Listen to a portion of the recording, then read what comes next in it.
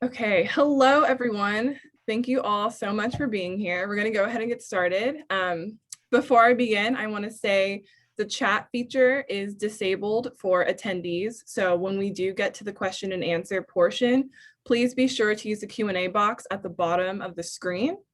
That's where you can ask questions, and then once they're answered, it'll move into the answered section. You'll be able to view them. So I'm going to begin by first just giving a land acknowledgement and thanking the panelists for being here, and then we'll get into the questions, and then you'll have your Q&A portion. So first, for the land acknowledgement, I would like to say that Santa Barbara is located on the traditional, ancestral, and unceded land of the Chumash and Smuwich indigenous peoples. Beginning with the founding of Santa Barbara by Spanish colonizers in the late 1700s, the indigenous peoples of this region have been continuously displaced from their traditional lands. Under the Morrill Acts of 1862 and 1890, land grant colleges in the US were created using the proceeds from federal land sales. This land was taken from indigenous peoples through treaties, cessations, or seizures. Although UC Santa Barbara did not receive land through the Morrill Acts, UC Berkeley received over 148,000 acres of land. None of that land was paid for by the US, and the university made over $730,000 from this endowment. UC Berkeley was the first university in the University of California system, paving the way for the establishment of the others. Although the entire land grant system raised over $23 million for universities, indigenous landholders only received $400,000 when their lands were taken. Chumash and Smuwich peoples are still here and continue to fight for the return of their lands.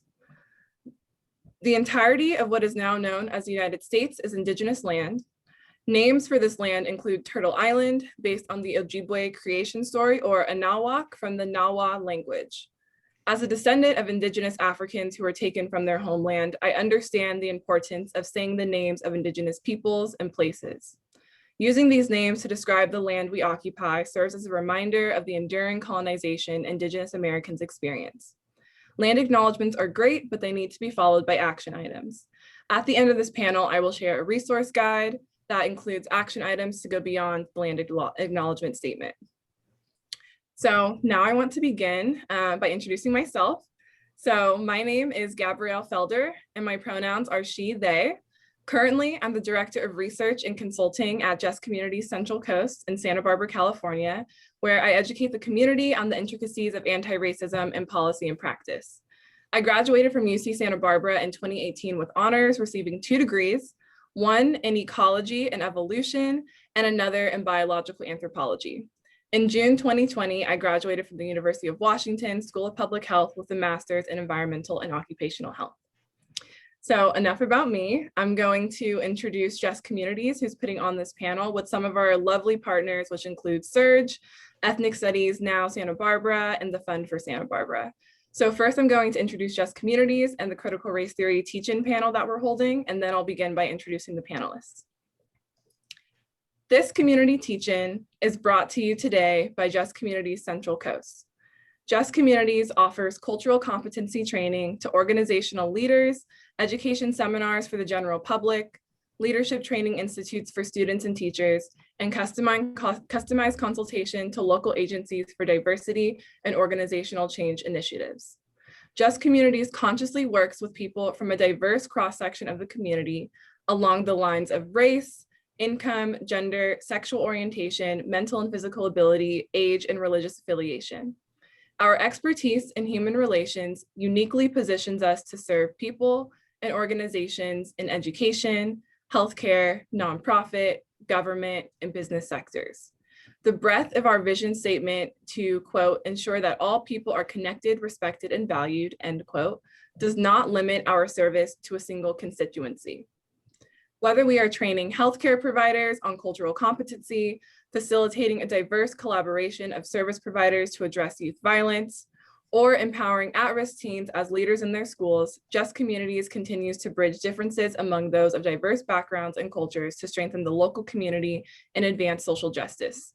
Our work is led by bi-POC and/or queer staff because we believe no amount of academic training alone can replace the combination of research and lived experience. We also believe that academic research is critical to any anti-racist work, which is why the debate over critical race theory is so concerning to us. The culture war erupting across the nation about race and racism is nothing new. We've been here before. From the constant struggle of Indigenous American and African peoples for their right to self-determination since this country's origin, to the Red Scare of the 1950s, to the anti-war movement in the 70s, debate about race and racism is at the core of American history. The late Reverend Martin Luther King Jr. summed it up best in his 1967 speech in Atlanta, which addressed what he called the three evils: the evil of racism, the evil of poverty, and the evil of war. King, like many other prominent Black scholars and theorists, recognized that racism, poverty, and war are interconnected and interdependent on one another. To eradicate one calls for the eradication of all. It was out of the intellectual climate of the 1960s civil rights movement that the foundation of critical race theory was formed. Critical race theory is a legal framework developed by several Black and non-Black POC scholars beginning in the 1970s. Following the passage of the Civil Rights Act, Black scholars quickly realized that racism didn't evaporate once anti-discrimination laws were passed. These scholars attempted to understand the social construction of race, racism, and white supremacy in order to explain why racism persists despite legal actions against it. At Harvard in the 1980s, Professor Derek Bell taught a course that studied American law through a racial lens. Following discrimination from the university, Bell left and began teaching at the University of Oregon School of Law. Following his departure, Black students and students of color demanded that another Black faculty member be hired at Harvard to continue teaching the course. Their demands weren't met, but they continued to hold seminars for themselves outside of class hours. This event was one of the founding moments in the history of critical race theory. Among those students at Harvard was Kimberly Crenshaw, a legal scholar and one of the pioneering critical race theorists who defined critical race theory as, quote, a way of looking at law's role platforming, facilitating, producing, and even insulating racial inequality in our country. Critical race theory is not about, quote, saying every white person is racist, end quote, as Senator Ted Cruz claimed. It's not about indoctrination either. The definition of indoctrination is, quote, the process of teaching a person or group to accept a set of beliefs uncritically, end quote. Critical race theory does the opposite. It encourages scholars and academics to employ critical thinking skills when studying US law and policy. But recently, the actual definition of critical race theory has been ignored in favor of passing legislation to block any educational curriculum that talks about the realities of racism, colonization, enslavement, and violence that have plagued bi-POC communities since the conception of this nation. Just Communities is no stranger to attempts to silence anti-racist education in our communities.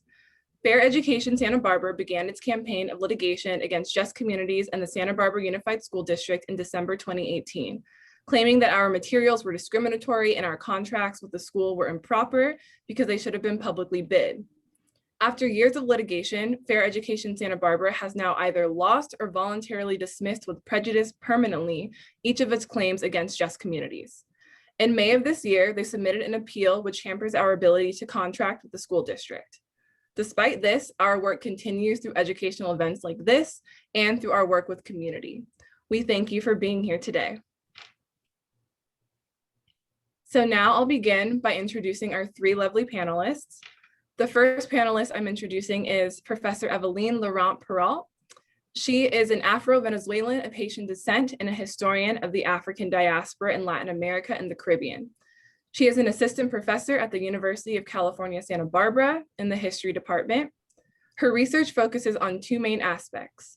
It explores the subjectivity, intellectual, and political imagination of enslaved and free women of African descent who lived in Caracas, Venezuela during the 18th century.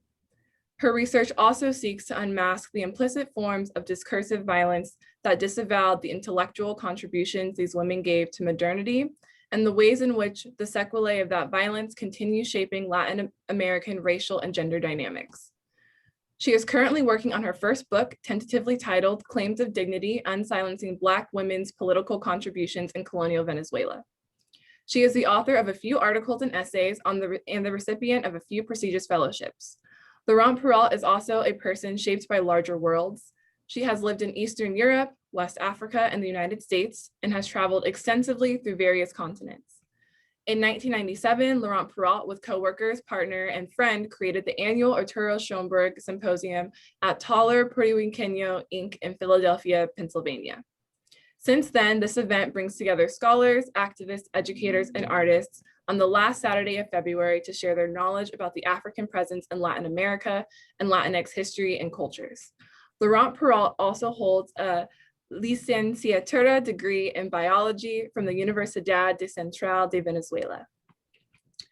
Our next panelist is Professor John Park. John Park is a professor of Asian American Studies at UC Santa Barbara, where he's taught since 2002. He is the author of 4 scholarly books on immigration, law, and policy, and he is finishing another one on Korean and Korean American history. At UC Santa Barbara, he has served as the chair of his department and associate dean for the College of Letters and Science, and now as the director of the Migration Initiative. And finally, our last panelist is Professor Ralph Armbruster Sandoval. Ralph Armbruster Sandoval is professor and chair of the UC Santa Barbara Department of Chicano Studies. He has taught for 23 years at UCSB and has been involved in various social justice organizations, including La Casa de la Raza, the Fund for Santa Barbara, the UCSB Faculty Association, and many others. He is married and has 2 children who go to Dos Pueblos High School. Welcome, panelists. Okay, so we're going to get started with Professor John Park's presentation. Professor Park, take it away. Okay, thank you. Thank you very much for the introductions and for bringing us together. I'm going to share my screen with you. Can you see somebody?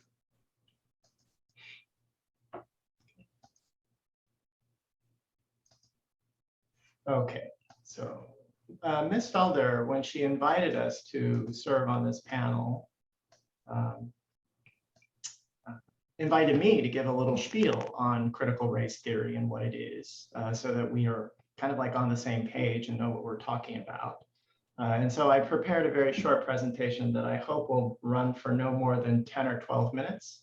If I go over, my faculty colleagues will do this. Okay. So, and partly why, I mean, I think we're here because several prominent Republicans, including the outgoing president there, have attacked critical race theory in public and have said it's tantamount to child abuse and that kids shouldn't be exposed to it. And during many of the public demonstrations, though, many people had no idea really what it was. They couldn't describe what it was. They couldn't understand why it was so threatening. Yeah, and certainly as he lost and he really did lose the election. After he lost the election, and then Joe Biden became president, we, for a time, were pivoting in a different direction. So we are stuck in a kind of set of local debates about critical race theory at the various states and so on. And so again, I thought it would be very helpful for us to understand what is it that we're talking about, right? What is critical race theory and where did it come from?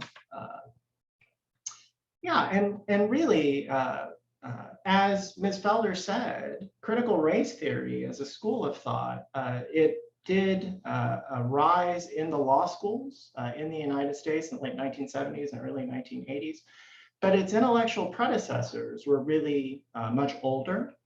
They were rooted in critical theory, and critical theory and critical theorists were some of the most prominent social and political intellectuals in the late 19th and first half of the 20th century.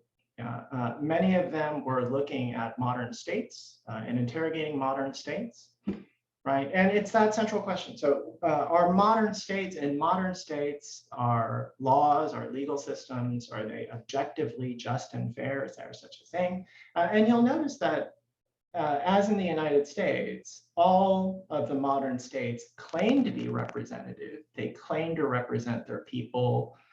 They claim to uphold universal values. But the thing that linked critical theorists together was a kind of profound skepticism about that, right? There's a skepticism about whether modern states were, in fact, fair or just to everyone, or whether their laws or legal systems were biased in favor of more powerful groups. If there's any one thing that critical theorists shared in common, it's that skepticism toward modern states, especially like the early critical theorists. Many of the most prominent ones are French and German. They were profoundly critical of fascist states, so including the Nazis. They were profoundly critical of communist states.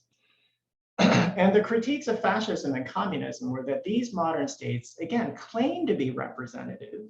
They claim to represent the good of the people, right? So here is Joseph Stalin purportedly representing the good of all people in the Soviet Union.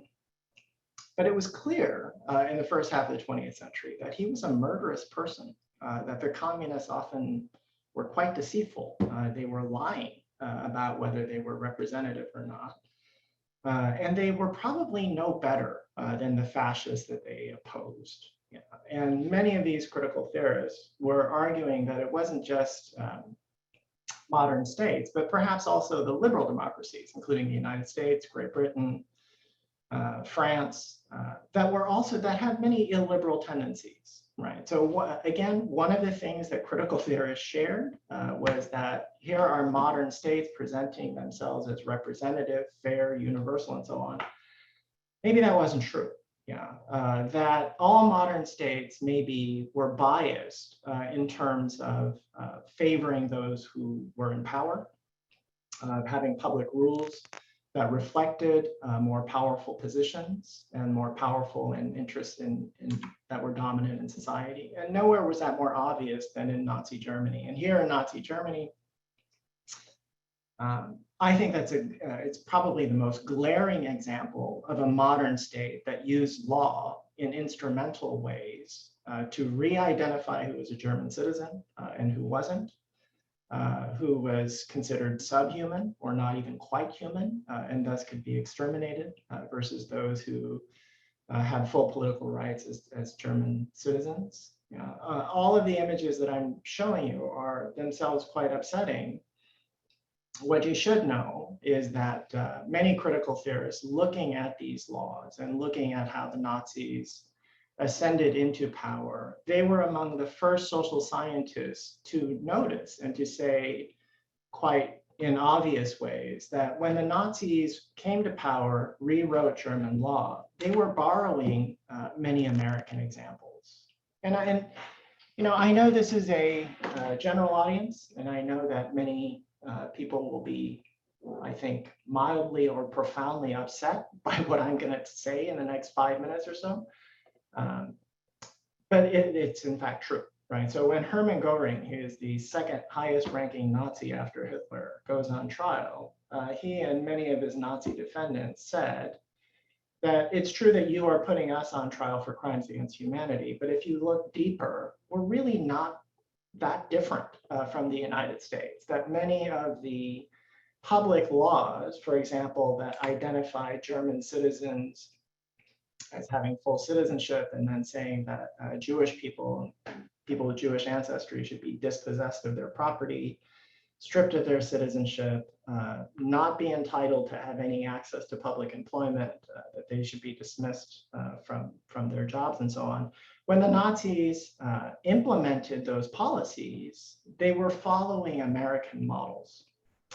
And I think that's very upsetting. And it caused many social scientists, including the critical thinkers, to revisit some of those claims and charges against the United States, that the United States is fundamentally white supremacist, that the United States had been a racist country, that the Nazis had borrowed so much of American law to redo their own law during their rise to power. And certainly, I mean, in the 1950s and 1960s, not just in response to the Nazis, but in response to the American Civil Rights Movement, American historians really did revisit American law. And there's I'm a legal scholar, okay? So I approach these topics through archival legal history. I study statutes, legal decisions, cases, things that most people would otherwise might consider boring legal materials. But if you look at the boring legal materials and you look at the statutes and the codes and what public law look like in the United States, there's overwhelming evidence that the United States was a white supremacist country, that white political majorities legalized slavery, 2.5 centuries before the American Revolution. This is the Indian Removal Act. That's what it was called in the first half of the 19th century. The United States relocated forcibly hundreds of thousands of Native Americans from the American Southeast. Race-based segregation in American public law originated in the states north of slavery, but then spread throughout the United States after the American Civil War.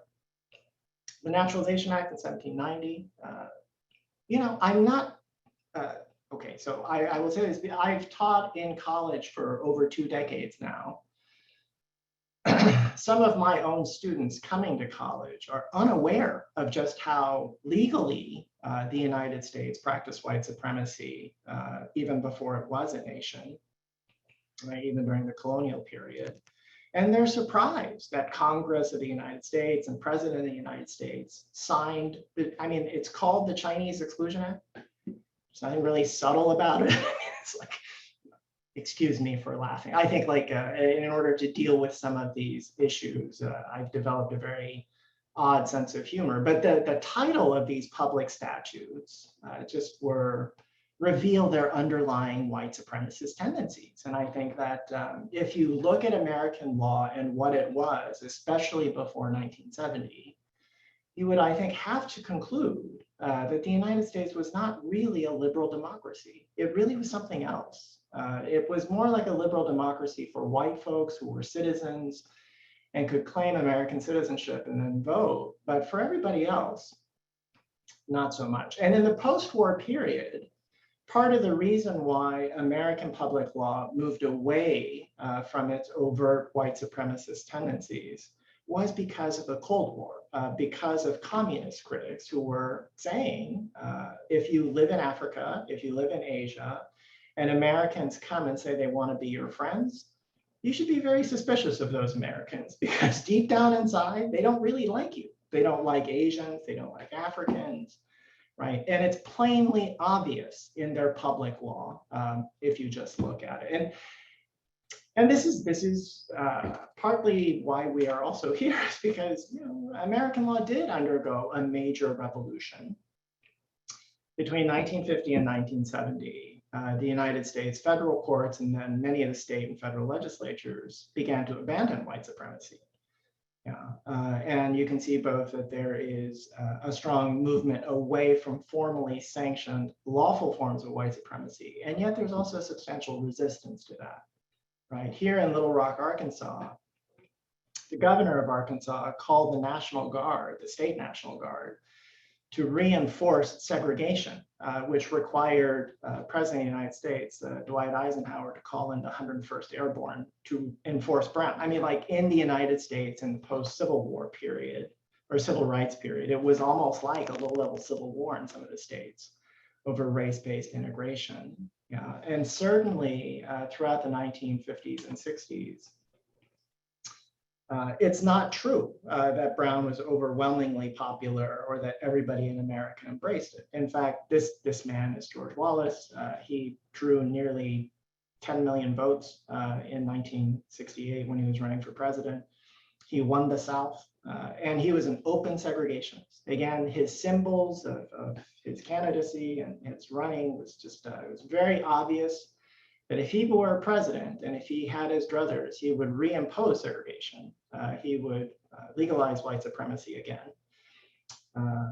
And that period when America was great was when it was segregated, at least according to politicians like George Wallace. Desegregation in that way was never quite as popular as many American students or teachers or other Americans may be led to believe. And in this sense, this is why critical race theory is so important. And here's Derek Bell, Professor Bell. he was a lawyer. He worked in the Department of Justice and a lawyer from the NAACP. And what he did notice is that even in places that were desegregating, places like Pittsburgh, even though the city was desegregating, its surrounding suburbs were resegregating.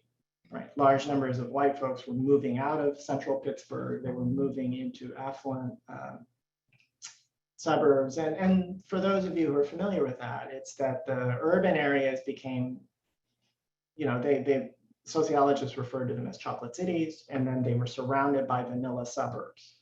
What Derek Bell was witnessing was, despite the American Civil Rights Revolution, despite rulings like Brown, many white folks were just not going along with desegregation.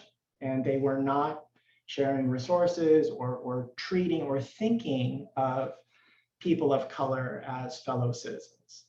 That's where critical race theory comes from. Right? It's a profound disappointment with how the American Civil Rights Revolution did not produce the egalitarian outcomes that we had imagined, and that racial bias, racial practices, race-based discrimination, even a pining for white supremacy, that was just not going away. And throughout the 1980s and 1990s, you would see that.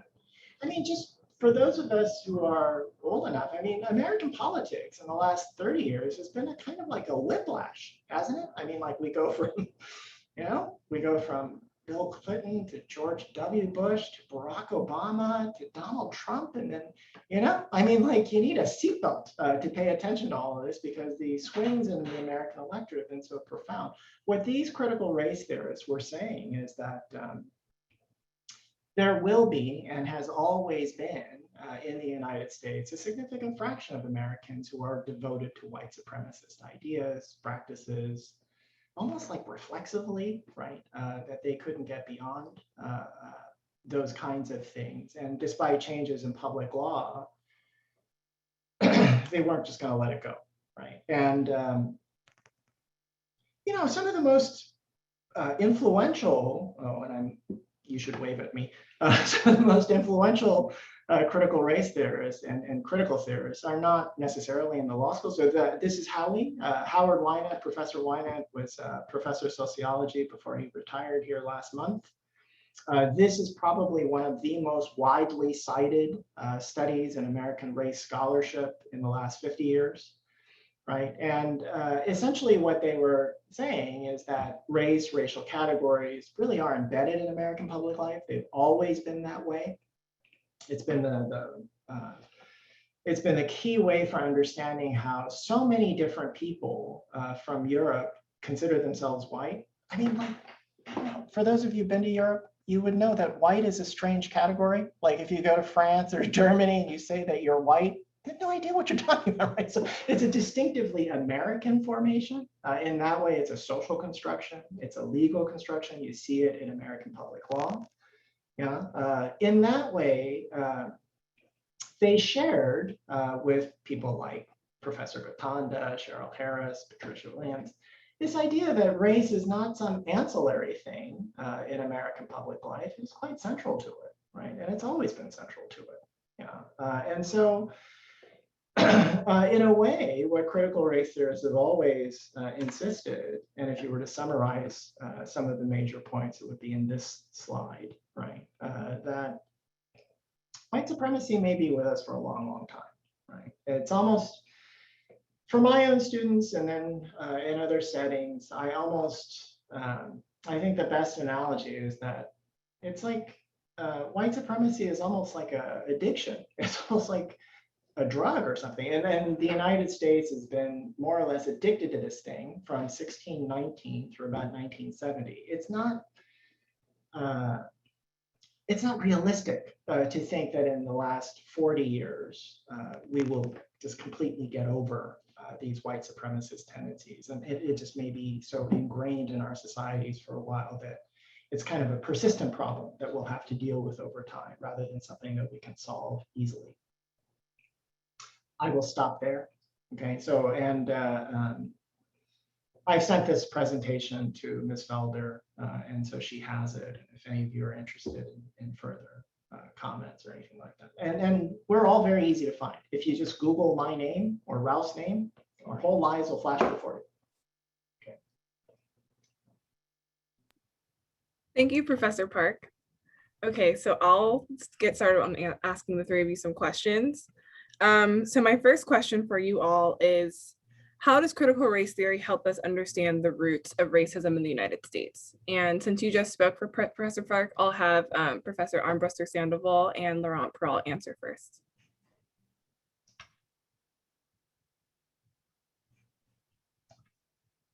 Evelyn, go ahead, please, if you'd like to.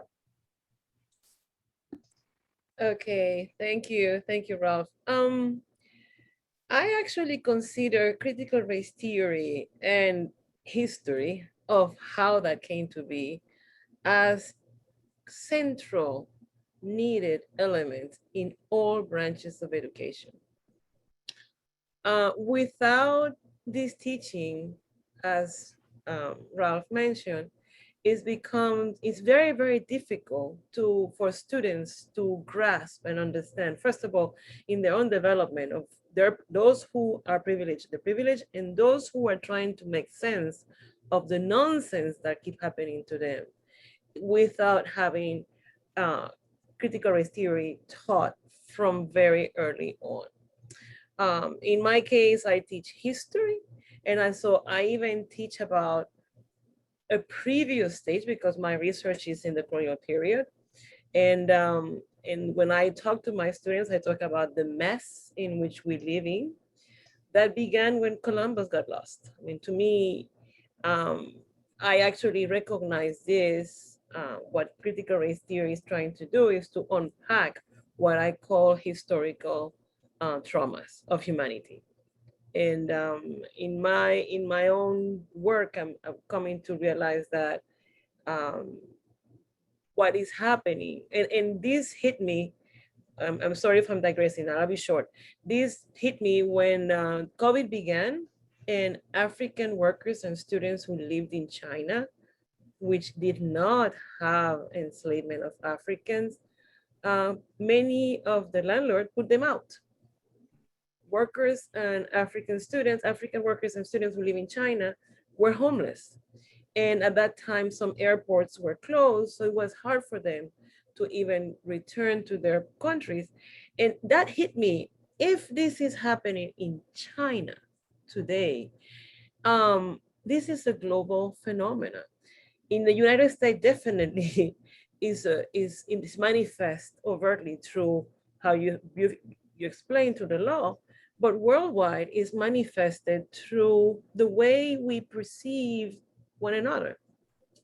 And so I think it is crucial to teach not only the students, but to have this as a component to the training of teachers who are going to be reaching out from pre-K throughout, including, of course, college, but preparing them to remove the veils that are preventing the majority or those who were the majority, because the demographics are changing. But that doesn't mean that everybody can see. The fact that even being a person of color, I'm also impacted by these historical traumas. And I'll close by naming few. There are many historical traumas, but the ones that I think critical race theory and especially the concept of intersectionality can unpack are: one, the trauma of conceiving or thinking that women cannot create intellectual ideas. Two, that people could be forced to convert to religion, and I'm thinking about even pogroms or forced conversion of Jewish communities way before even we're talking about the 20th century. Three, Spaniards, the Catholic Church conceptualized in the mid-1500s that indigenous people from the Americas would never be able to fully grasp the religion, and therefore were perceived as perpetual neophytes, children-like. That's another trauma. And definitely the trauma of kidnapping and trading and enslaving people from one corner of the world, Africa, devalued Africa, the continent, its culture, the inhabitant from Africa, but also, which we didn't realize, devalued manual work, because these communities that were being stripped from dignity were forced into what is considered manual work. So till today, although some groups are quote unquote more racialized than others, it is the whole relationship with manual work and what is perceived as this pathology called race, which is this construct. Race, and we know gender, we know foreigners. I mean, there is a different kind of ways of distorting how we relate to one another, whereas spirituality, religion, nation of origin, ethnicity, and so forth. So yeah, that's my little contribution for now.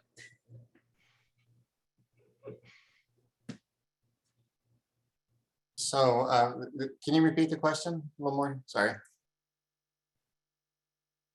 Oh, we can't hear you. Mutes. Okay. How does critical race theory help us understand the roots of racism in the United States? Well, Evelyn's answer really, did a good job of that, and I think John's lecture did as well. It's PowerPoint, but I'll just say briefly that the thing that reminds me, or at least is the notion, critical race theory, I think, points out that there's a huge and gaping contradiction between our words and our actions. So we say we have our flowery Declaration of Independence, all men, all people are created equally, and they're endowed with their creator with certain inalienable rights, right to life, liberty, and the pursuit of happiness. But critical race theory says, no, that's not really true, right? There's a disjuncture. We say one thing, but we do another. We've been like hypocritical from the very start. We've been crooked from the start, right? So John had said that too, is that, that at the very beginning of the so-called American Revolution, that white, property owners, straight and wealthy and so on, they're the only ones that had any degree of power. White working class people didn't, women didn't, indigenous people, slaves didn't, of course, other folks of color. I mean, the whole thing was just kind of a sham from the start. So, and then what's unfolded is other people, I think, all those other people that have been shoved and pushed apart have said, listen, we've got to be true to what we said on paper. That's what Dr. King was asked one time. He was saying, what is it that you want? Why are you always complaining? And he said, I just want you guys to be true to what you said on paper. The Declaration of Independence, remember that thing? If you guys could do that, then we'd stop protesting. We will stop complaining, we'll stop doing this. So I think critical race theory shows that this has been an enduring feature. And even post-civil rights, whatever that means, that it really didn't go away. It's an enduring feature, and how do we really uproot it once and for all? And then, I appreciate what John said about this kind of profound skepticism and disappointment that these things didn't work.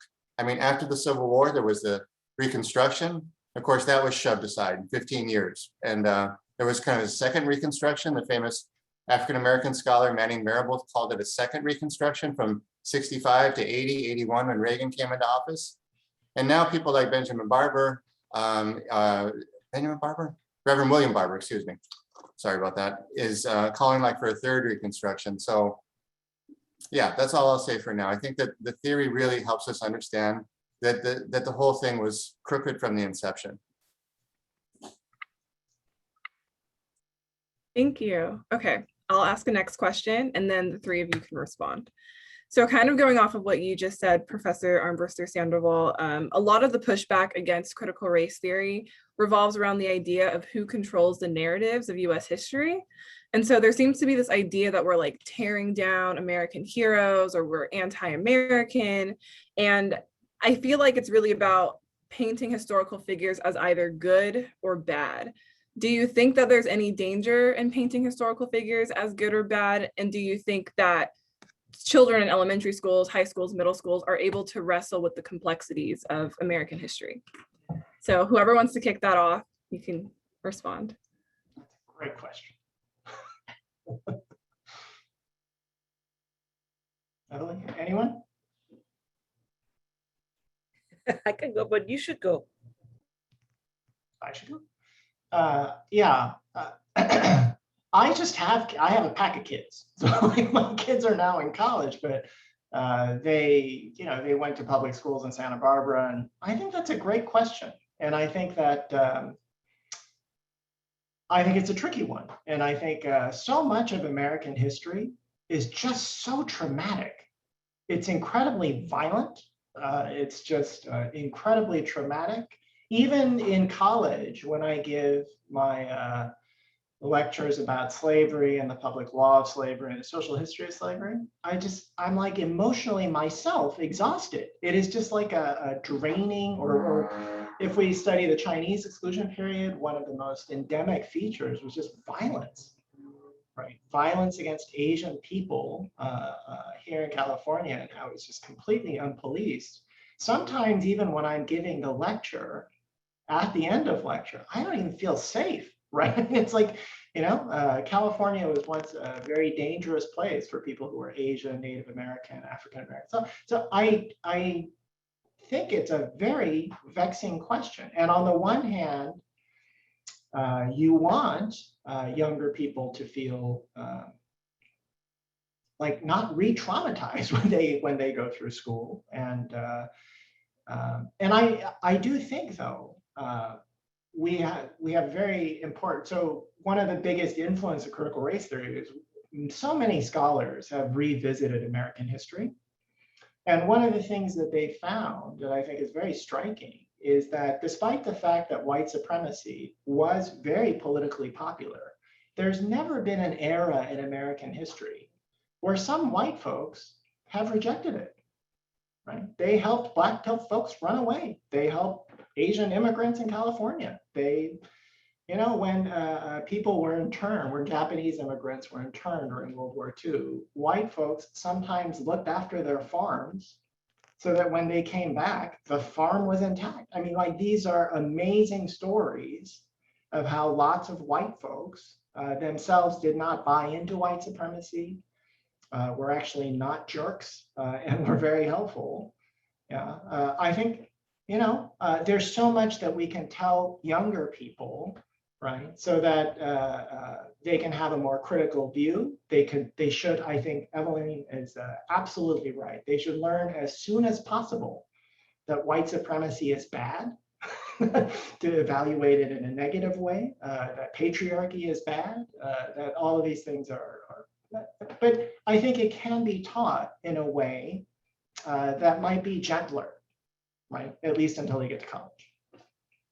And then they should be taught the brutal truth. Yeah. I actually have given talks to third graders and up. I have two daughters, and I've always had to advocate for my daughters in school, so their teachers have got to know me. And usually they'll invite me. And when I was invited to give a talk at a third grade class, I panicked, because at that time I was writing my dissertation, and I thought, oh my God, as you just pointed out, there is so much violence. But then I decided, you know what, there has to be a way to talk to children about it. And the more, and I've spoken to third graders, to sixth graders, to eighth graders, and high schoolers. I mean, in addition, of course, to what I college students. And of course, the third grader were a little bit like, what? But then I've come to understand one thing through what I do, because I've also done a lot of activism and sat with educators, and the program I created usually give credits to teachers and to social workers as well who attend the program, is that perhaps we need to rethink about how we conceptualize ideas of power. Because history in the United States, but throughout Latin America as well, people call themselves white, blancos. So I mean, the conception of whiteness is not only contained in the US. Perhaps it's mostly in the Americas as compared to Europe, and we can debate about it forever. But there are ways to talk to children and to teach. We need to find ways to teach in which the issue of power is questioned from within, from the get-go. And history, instead of being just a list of names and battles and heroes and good and bad, to actually invite children and students to actually learn about what happened and the power dynamics that were in place and how those power dynamics continue to impact us today. We tend to believe that the formation of the modern states and the republicans, because there was the lip service, as you said, the laws were changed. There were no more monarchies. There were supposed to be democracies, republics, and they were supposed to eliminate the society breakdown that the monarchy supported. Yet that transition by law, as we're talking now, didn't happen. And so what needs to happen for that to happen is perhaps to revise our concept of power and how that has impacted those who have been disempowered. Because if somebody has power, it means it has some power over other people. Otherwise, there will not be power. Of course, we negotiate and debate around having power because that's part of being human. But we can actually create mechanisms to reflect upon that and to identify when it's going very wrong. And so that's one of the elements in pedagogy that I think should be incorporated. And perhaps we're not going to give the gruesome aspect to the massacres, to the Middle Passage, to first graders, because that would be too much. But we can talk about, because they are experiencing it. I mean, children from kindergarten on, even no preschool, children from preschool are experiencing power dynamics. It doesn't matter if the classroom is mixed or it's not mixed. Children are experiencing that from preschool. And some of them are like shocked because they want to do things or they want to be praised or want to be recognized the same as their classmates who may have a different skin color, and it's not happening to some of them. And so we need to start talking about power dynamic, competition, competitiveness, and who has privilege and who no, and identify also that it's not one or the other, as well as it's not good and bad, but that is a complex dynamic that keeps going on. And that I don't think any pedagogical system that I've come across has it yet. But I think that's one of the crucial elements that needs to start very early on. I'll just be, I think sometimes we have to say certain things are bad, and we can't be scared of that, for instance, a statue of Robert Lee shouldn't be torn down, or a statue of Father Serra, which was, removed in Ventura County.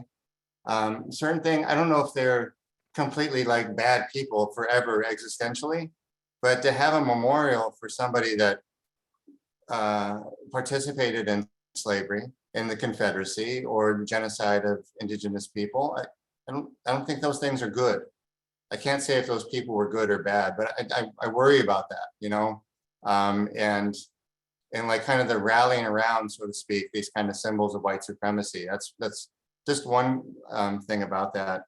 And just the thing about traumatizing kids, there's so many things that are traumatizing, from school shootings to killings, the viral image, of course, of George Floyd. If it wouldn't be George Floyd, it might be Eric Garner or Breonna Taylor or somebody. Like, the kids are watching that. So they know, and they're not, they could be given the tools to kind of connect the dots, as we say, right? It doesn't have to be all in its gory detail. But I do worry that, if we wait till college, so to speak, like John, your point, we have to think that not everyone's going to college. Mm-hmm. And like maybe, I don't know, 2/3, maybe half of the kids that are going to school are not going to college. And so they'll just kind of get a Pollyannish kind of exceptional version of American history. And they'll think everything's cool, so to speak, when it really isn't. And that's the big tussle around, of course, K through 12, that they don't have to wait to college. Maybe they'll get ethnic studies in high school or junior high school or something like that. And just real quick on Evelyn's point about the teachers need to be taught too how to do this, because they don't know what's what.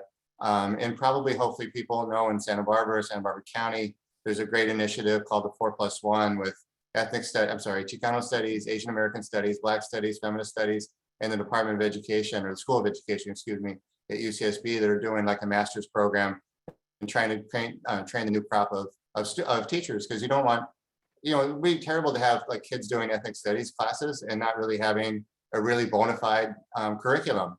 They're just kind of like taking up space. And I think that's kind of what happened here a little bit locally. and they had to take a pause to say, we really want to train these teachers. So they're teaching the students what they should be learning. Thank you. Okay, I have another question, kind of going off of your last point again. So a lot of US history tends to focus solely on the United States, and a nation that was built from European colonizers on indigenous land by enslaved Africans and later immigrants from Europe, Latin America, and Asia. Do you think it's important to encourage students to have a global perspective in their education, especially when so many of our students are children of immigrants and or the descendant of enslaved Africans? Yes.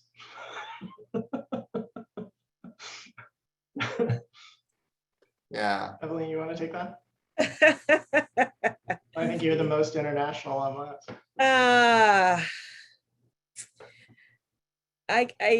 Yes, I understand that K-12 used to before teach more about other places, and I think the Reaganomics kind of cut that off and try to turn this US navel gazing by depriving students to learn about the world. And sometimes I'm wondering if it had to do with the anxiety to cultivate blind patriotism and enlist the core of students to the military. I've met people who went to school in small towns in Kentucky, in West Virginia, in Idaho, and they were never ever told anything about college, but they were told about the Navy, the Army, the Air Force, the JRTC, and so forth.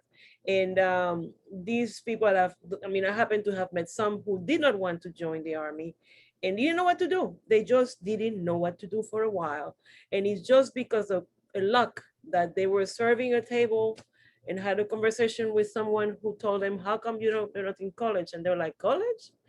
And so definitely that's one, but the other one is then this US centered in which sometimes students don't even know beyond the 3-4 states that surround the state where they are.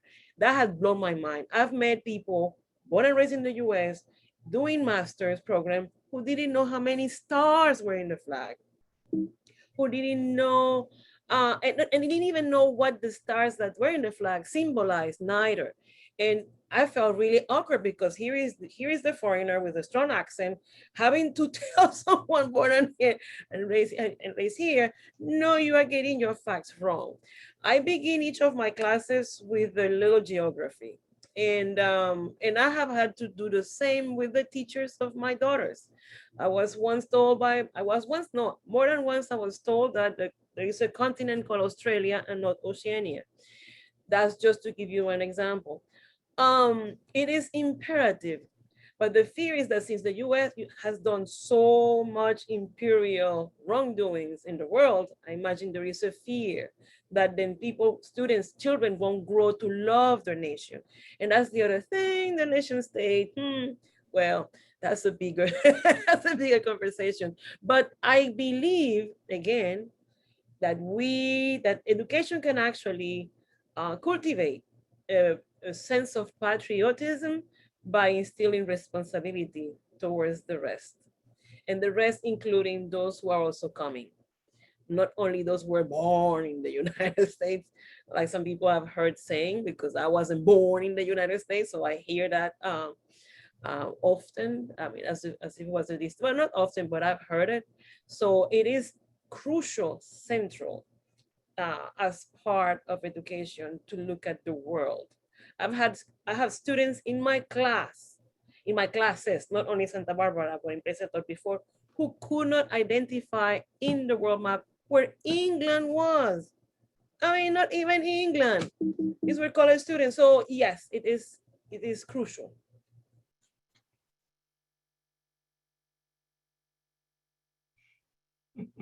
I would just say briefly, that the white supremacy is not something that's unique to the United States.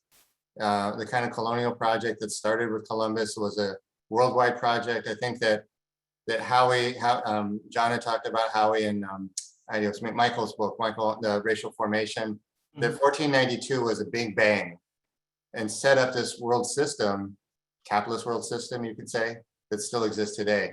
And so the so-called third world, the developing world, Asia, Africa, Latin America, is an example of that. And especially if we're going to look at, one of the things, especially in Chicano and Chicano Studies, we talk about is migration and the connection between the United States and Latin America and our intervention there. You have to talk about all these things. You can't just kind of look internal to the United States. You've got to look outside of our borders to understand what's going on. You're not going to get it.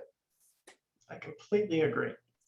So as an immigration scholar, if you look at large sending countries, places that send lots of immigrants to the US, it's almost always places where the Americans went first, right? Where the United States has a military presence, or the United States has a very big imprint in the life of those places. And actually, we're seeing that right now, right? So like in the news, we're seeing the collapse of Afghanistan and then the subsequent migration of people from Afghanistan to the United States. That is such I mean, we must study that. I think this is something that we ought to teach our young people as soon as possible.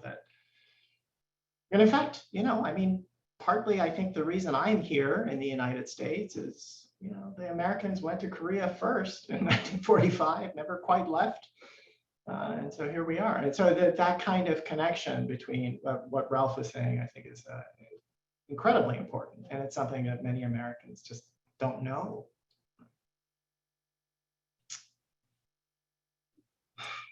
Thank you. There's a fair number of questions now. Yep. Yeah, so I'm going to get started on the questions from the Q&A. Let's see which ones we should ask. Okay, here's a good one, actually. So this is from Susan Horn. What will happen to white supremacy when populations change? The census shows big increase in people of more than one race, big increase in Asians, Latinx, etc. Can this be a good thing? Eventually, will we get through the frightened white extreme responses?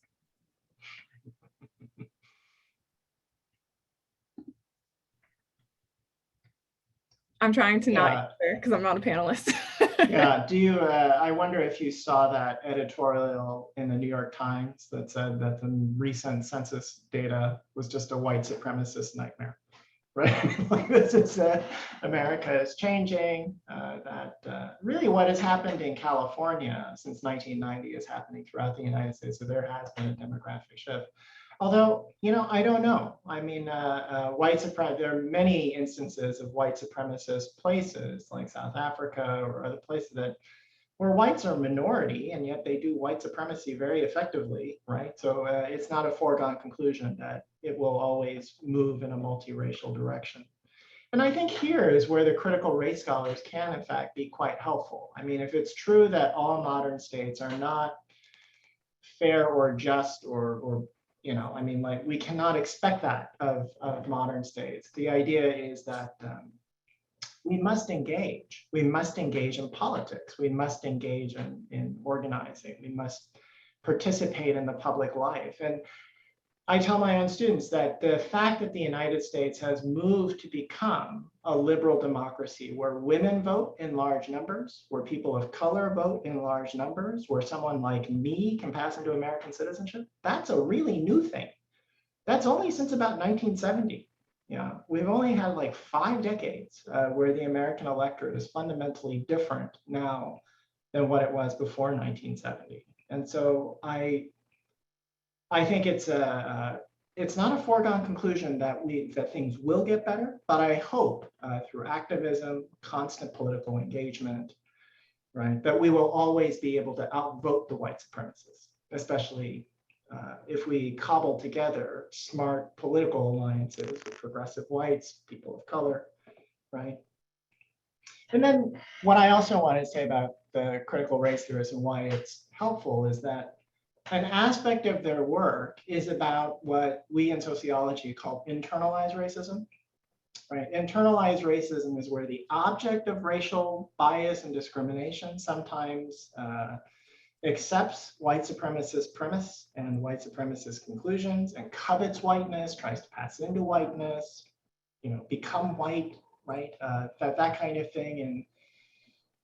And every group of people of color, some people exhibit that pattern, right? So if it's, it's like people of color who voted for Trump. It's like, for some of us, it doesn't make any sense, but for other people, it's just a sign or a sense of membership in a more powerful, what they consider a dominant group. Yeah. If that goes on unchecked, I think that could be very bad. Right? We need that constant level of engagement to make sure that doesn't happen.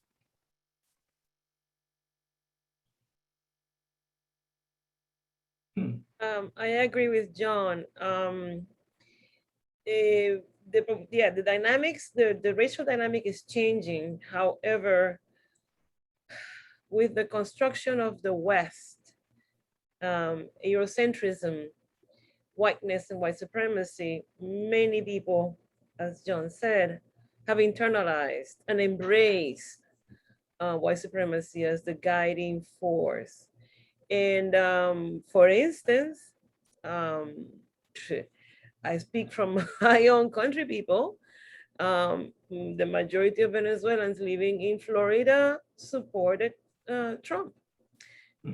We nicknamed them Magasolanos, but there is a very strong support also from many Cubans who live in Florida also for Trump. And so we need to be, as John said, this critical race theory needs to reach out and talk to. In fact, some of the people who have heard much more against critical race theory has been Latinos, Latin Americans, immigrants, because or against any conversation about gender, or some of them extremely homophobic or transphobic, and these are folks who at times think they understand everything, but have not had the opportunity to self-reflect and check on their own internalized biases, and on illusions of embracing the whiteness as a power. So yeah, that I agree with John. It has to be, we cannot assume that because the dynamics are changing, that the political awareness is going to be on the right track. Can I just reply very quickly? And among critical race theorists and among scholars of race, one of the most obvious things is that white supremacy often gave people pleasure, right? In the sense that if you were a European immigrant and you were German or Irish or Italian, it wasn't really obvious in the United States that those people were even white, right? They were Catholic, they often had darker skin, they didn't speak English, right? For many people in the United States, those Italian, Irish, Eastern European people were not really white, but over time, as they and their children settled in the United States, they make claims for whiteness. They want claims for belonging. So some of the most ardent Chinese exclusionists in California were Italians and Irish people. These were people who were not white when they were on the East Coast, but when they come to California, they're the defenders of civilization, right, of white civilization.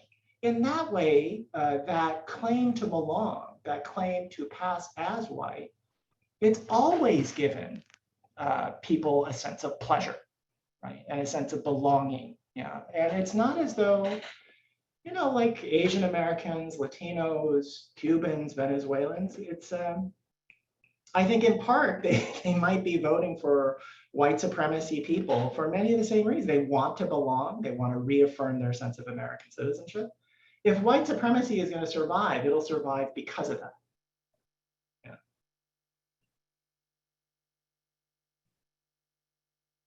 Yeah. Go ahead. No, I'll just wait for the next question. I'm good. Okay. Excellent answers. I was holding back because I was like, oh, I have lots of thoughts, but again, I'm not on the panel. So the next question is, why is ethnic studies being compared to / made synonymous with critical race theory? What statement can be made to differentiate the two without devaluing either one? It's a good point. That's a good point. Can I jump in here a little bit? Mm-hmm.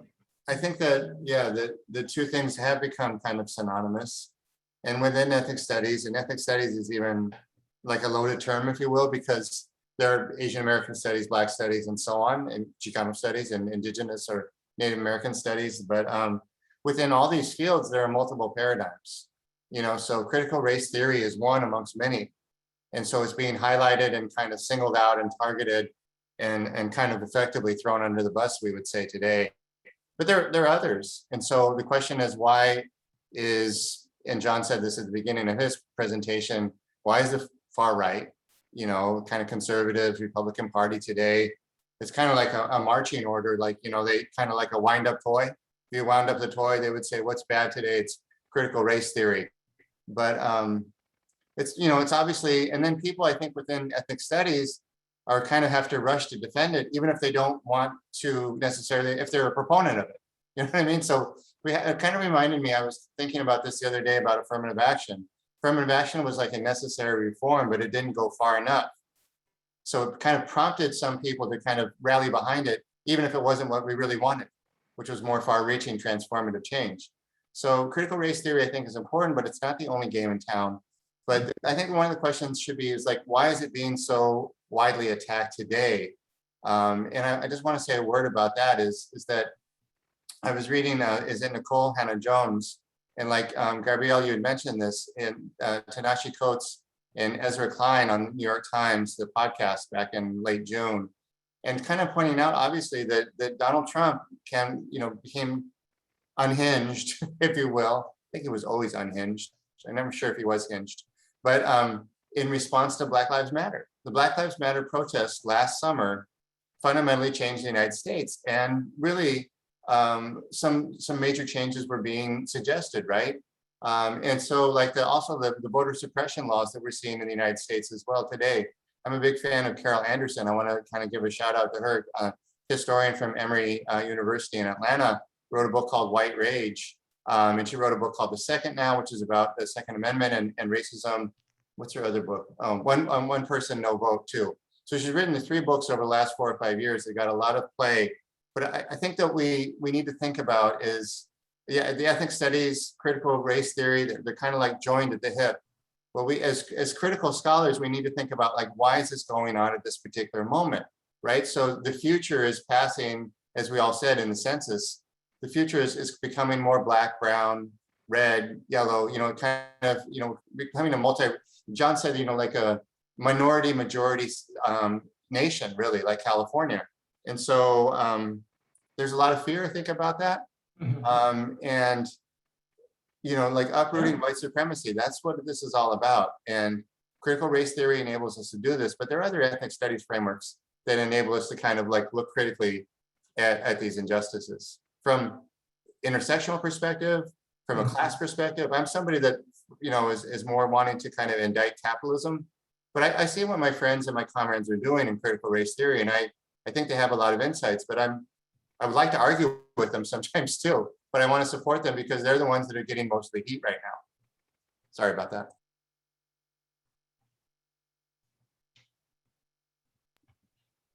Yeah, I guess kind of slightly piggybacking off of that, like to me, ethnic studies it's a little bit broader of a scope, right? Ethnic studies can talk about culture, it can talk about history, it can talk about law, it can talk about religion and spirituality, and critical race theory is a little bit more focused on trying to understand sort of like racism and white supremacy and law and power. And so I think they like are nestled within each other, but they're not synonymous. They're not one and the same, is what I would say. Yeah, critical race scholars are almost always dealing with problems of legal doctrine. How changes in doctrine and statute do not always produce the kind of outcomes that we want. Right. Whereas in ethnic studies, you're absolutely right. Right. So scholars analyze literary texts. I'm an archival historian. Right. We use more conventional methods in the social sciences and humanities, a much broader field. Right? Although I will say that critical race studies and critical race theory was enormously influential in archival history. And it's what Eveline had intimated earlier. It's that when we look at American history, we often did not see it from the perspective of people of color. We just didn't see it from, I mean, we didn't, many mainstream American scholars of another generation, when American history was dominated by mostly white men, they just didn't explore what it felt like to be a Chinese immigrant, or what it felt like to be an enslaved woman, or or a Native American person in California. They didn't look at the history of California from the perspective of the people of color who were victims of white supremacy. They only saw it from the perspective of white settlers arriving here and thinking that they were civilizing. And so that kind of change in perspective, and Professor Matsuda, Mari Matsuda, was really instrumental in helping us see, right, how conventional forms of American history really did privilege white perspectives and really did ignore the experience and the lived experience of people of color. And actually, we're living in a revolution. Like the last 30 years, there's been a complete revolution in history and the writing of history, right? I'm sorry. I want to piggyback on what John said and what Ralph also said, in terms of not so much in the difference between critical race theory and ethnic studies, which I think you clarified really well, but going back to the why is it being attacked so much right now, and fear. I mean, Ralph talked about fear, but fear of losing privileges. Because not only it gave pleasure, but it endowed a certain amount of privileges, to the point that scholars could actually believe they were doing objective research, but they were just focusing on one aspect of it, of what was taking place, and they were actually praising that, white men heroes, and what they were doing as the force behind everything. That's a privilege, because it's a privilege that condition how they look at themselves, how they look at history, and perpetuate whiteness at the same time.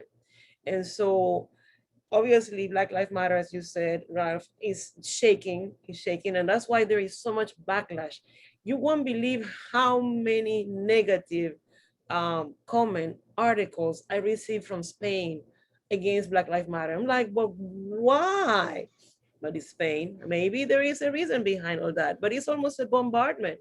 To the point that apparently somebody had nominated for the Nobel Peace Prize, and in Spain apparently they went crazy claiming that how come Black Lives Matter destroyed the United States, how come it's going to be given a peace prize. So fear is a major component, because white supremacy endows privileges to those who can claim whiteness, and nobody wants to lose that illusion of power, which I think is something that Trump sold to many, the idea of white power becoming again. And in a really odd way, it looks like when in colonial Virginia, poor whites aligned with the wealthy whites, even though they were not wealthy, just in terms of around the whiteness and how whiteness was constructed in the United States. So this whiteness, which is untangible, but bring access to so much, people are terrified they're going to lose that. And yeah, Black Lives Matter is about something else. And moreover, it had resonance throughout the world. And I think that's what terrified many. And so that something could trespass and reverberate and destroy statues in France, in London, in Martinique, in Brazil, in Colombia. And so that was, and also the fact that those Black Lives Matter protests of last summer galvanized people of all shades and color, and especially young people. And so in the past, there was a presence, as you mentioned, John, that not every white person was supporting white supremacy, but this time the protests looked like the population of the United States in ways that must have terrified many. Yeah. And they felt that they had to stop this thing. They don't even know what it is, but because it has the word race, it's going to make, even more changes or create more conscientious political awareness among the people. So therefore, I better don't know about it, because it might make me change too. And I think that's how many people dysfunction.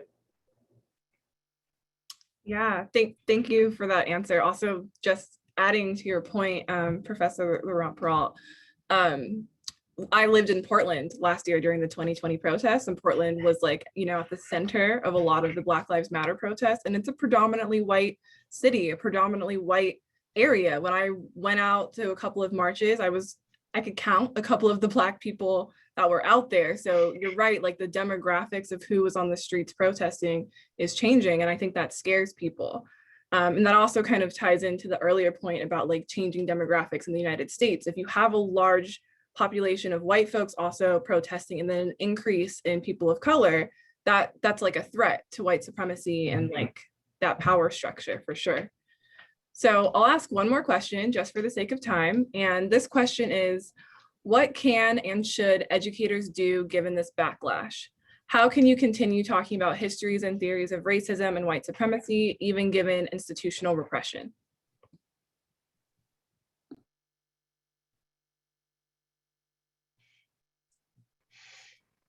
I'll just jump in for a second. I think that, the old fashioned word is solidarity. You got to support one another. I know that the Ethnic Studies Coalition is garnered folks in K through 12, also some UC faculty. I believe maybe SPCC, City College faculty, but I think the risk for me, I'll just say for me, I can't speak for my my two UCSB colleagues here, is that we have, I think, more freedom at UCSB to kind of speak our piece, if you will. And we're not facing like a backlash against CRT like in other states. They're almost all Republican states, right, that have said, yeah, we're going to ban CRT, even though we don't know what it is. But I do think that the K through 12 teachers are under a different kind of metric, a different kind of pressure. I do know that I can't remember the acronym. I think it's ARE, the Association of Rasa Educators, that just formed the last year or so. They're doing an amazing job. And it's just kind of scary, frankly. It's scary because you see people that are trying to kind of go outside the box, if you will. Again, and I'm not a K through 12 teacher, but I do know that even though they might have union rights, they might have some kind of protections and whatnot, I do think that there's space for them to do kind of ethnic studies and to kind of have more authentic education is going to be limited, more so than we are at UCSB. So I think we've got to stay together. We've got to stick together in these times as best we can and share resources. That's a big thing. I know a couple of people chatted about that. Evelyn, and I think John probably has resources like books, documentary films, stuff like that. Like, how do we reach young kids, the 3rd grade, 6th grade versus, college and whatnot. We just have to kind of stick it out, so to speak, and stay together as best we can. But I think that maybe university professors have a little more privilege in these regards, especially here in California right now. We're not in Texas. Oh my God. Or some other state like that. So we have some space to have a megaphone. We should use it.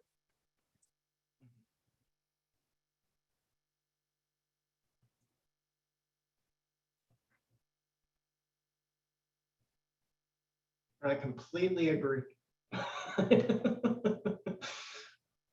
I do think that a lot of these issues really are fundamentally political in the sense that it does require people organizing together. And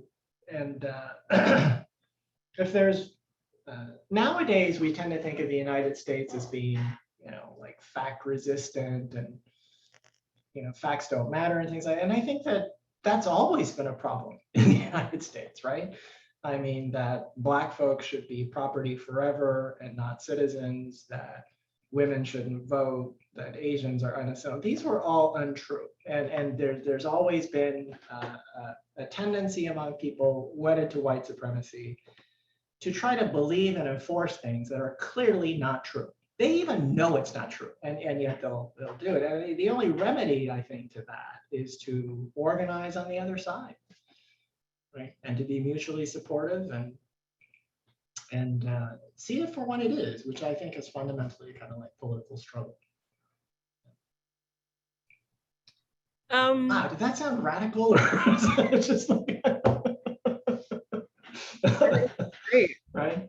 And I think in the political struggle, I mean, the biggest insight, and I should tell you that the most profoundly influential scholars in ethnic studies and in critical race studies, they do include white folks. And I think it's very important to leave the door open, right? Teach kids as early as possible that white supremacy is bad, and then invite as many white folks to join these kinds of reassessments of American history. You know, how best do we teach it in a way that is honest and truthful as early as possible? One thing, you're absolutely right. I mean, both of you, and I just wanted to compliment with the United States has a situation that's quite unique compared to other countries, is that pretty much every school district can run its own curricula.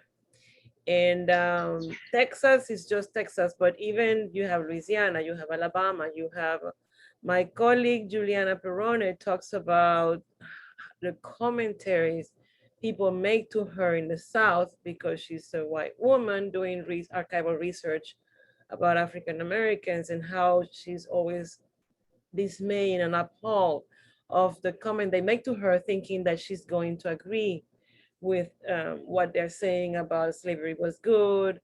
And my other colleague, Katie Moore, just taught in Texas before coming to Santa Barbara. And she said that every time that she would talk to them about the Civil War, being about slavery, the students would say, no, you're wrong. It wasn't about that. And she's like, yes, it was about that. And so it's good that Santa Barbara and the university and Santa Barbara as a town is very progressive, and maybe there is more space to have more conversation and dialogue between the school of education and the schools in Santa Barbara. However, it changes with every single school district. And so legislation has to be passed in order to incorporate critical race theory in all courses. I once visited the Stephen Biko Center in Bahia, Brazil, and I was blown because when they were teaching physics, they actually, when they were teaching about, the curve and the physics of when you throw an arrow and so on, or a bullet, and the example they used was the Palenque, the Quilombo, Zumbi, had a wall this tall, and the Portuguese were trying to conquer them. So the Africans who were in the Quilombo had to fight them. What was the angle needed in order to destroy the enemy? So I thought, what a brilliant way to teach physics. I mean, the example wasn't an apple. It was this thing, the Quilombo, who was created by Palmares. I mean, it was a beautiful way to put it together, but those curricula has to be built.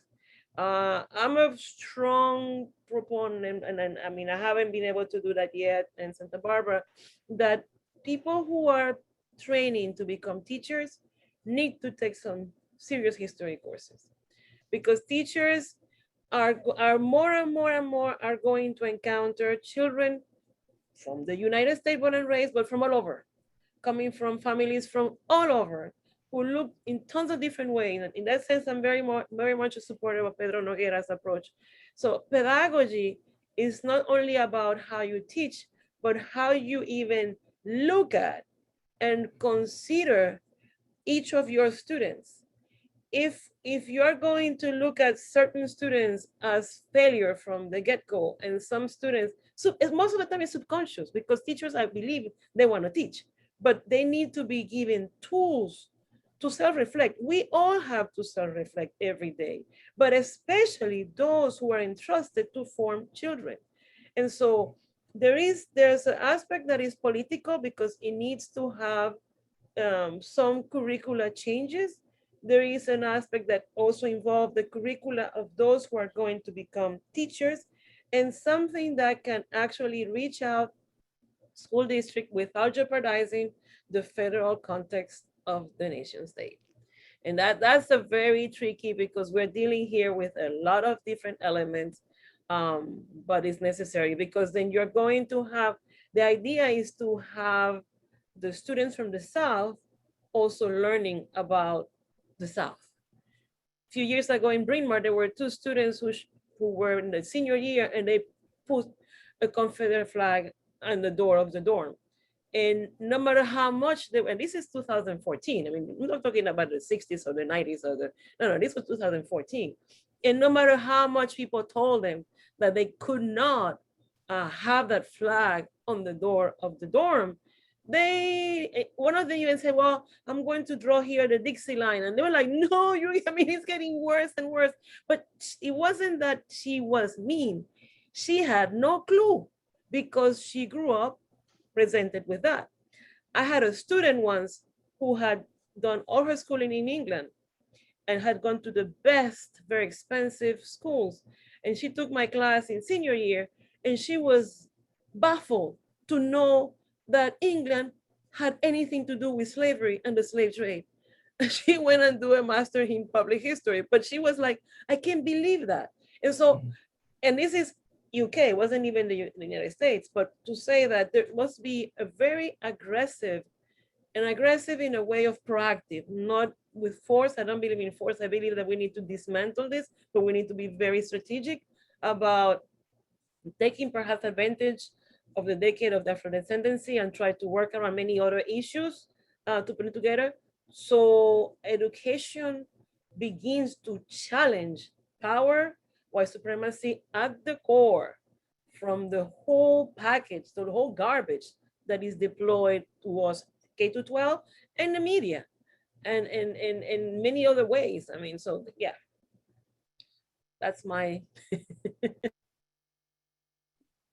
Thank you. Thank you all so much. Okay, I think that's probably as much time as we have for tonight, but hopefully we can come back and do this again because there's a lot more questions that people have. It's already 7 o'clock. I want to close out by thanking each of these panelists. This was absolutely incredible. I'm just so honored to be on a panel with the three of you. And then I also would like to let everyone know that I have a resource guide with like tons of books, articles, documentaries that I'll be emailing to everybody who's come here tonight and everybody who registered, even if you weren't able to come. So please check those out. It's a really, really great resource guide for further learning. And then, yeah, hopefully we can do another event like this in the future. Let me share my screen very quickly. Just to say thank you again from Just Communities. If you want any more information about what we do at Just Communities, you can visit our website at just.communities.org. And I'd also like to thank the partners that help support this event. So that would be Surge, Ethnic Studies Now Santa Barbara, and the Fund for Santa Barbara. Thank you all so much, and I hope to see you at more events in the future.